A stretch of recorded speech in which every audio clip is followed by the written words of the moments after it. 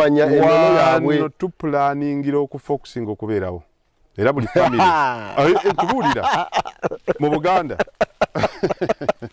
tuplaningira gamba nti tutya entalo zonna ez'okutaasa ettaka Omuganda alwana nga ttaka lyakijja ne batunda batte ettaka lyaffe kwe tuziika ayagala ditunda teryaga nti kwe tusobola okukolera kadde mwako tuplaningira nnyo okufa okusinga okubeerawo okubaawo era entalo za family nga zibadde zirwanirira ttaka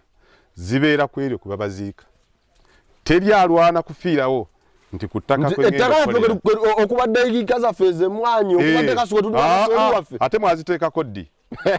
family kino kankyogere family omuntu bw'afa abadde agikulira taata jjajja afudde mu Buganda zituula kugabana bintu mugende mu Company Act gundi article bw'oba mukola articles of association endagaano ebeezaawo company dissolution ye article esembayo ye nnyingo esembayo nti bwe tuli batulemereddwa tulyawukana bwe tuti company nekola ki ne bagabana ebintu company nevaawo mu Buganda family nnyingo esooka yakugabana bintu olwo mulyoke mubeerewo egisembayo wano kyedusoosa bw'olabanga company board meeting etudde okugenda nga basoma dissolution act dissolution article omanya nti esaanawo batudde kugabana kati wano we tutuula okugabana nga tuziise leero ne tutuula okugabana family eba esaanawo era ekiddirira meeting eyenkere yalibadde okwekumaakuma tutandikiddewa eba yakusala mu ttaka mugabane esaanewo awo muba mubikudde dissolution ennyingo y'okusaanawo abatulaba bannange wano mu Buganda balina family buli lwe mutuulanga mu meeting nga mugenda kugabana bintu bya mugenzi ttaka nteeze mbizize mwanyize nkokoze muba mu family mujiggala era temutawanyanga bantu nti ate mukomewo family ya gundi ebayitenga mwe mwagabana ebintu mutuyita kukola ki temuyitanga era buli omu akwatagage ate muba mukyali ba Luganda ekibadde kibagatta mu bigabanye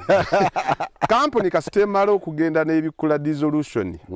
article enyingo ya dissolution manager abatakyaliwo executive director biba biweddewo board chairman biba biwedde kati mmwe abasika simanya mutudde mu lukiiko mugabana ebintu tebaddamu kuyita taata tebaddamu kuyita senga wasikira senga biwedde family oba ogiggadde naffe abantu abatuuze abataka ab'emikwana b'ekyalo ye family tebalina kuddamu kuyita yaggalawo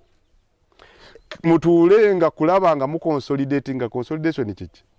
okukuŋŋaanya ebintu by'omugenzi mulabe okuwumbawumba ensonga yaleka ettaka egindi n'egindi bwe tuligatta ziri eka 8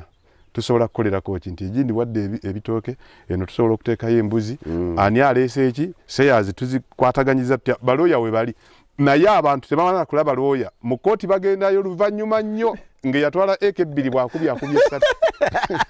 so kubanga tutuula ku dissolvinga family wano mu Buganda nnyingi over 90% ziri dissolved naye tezimanyi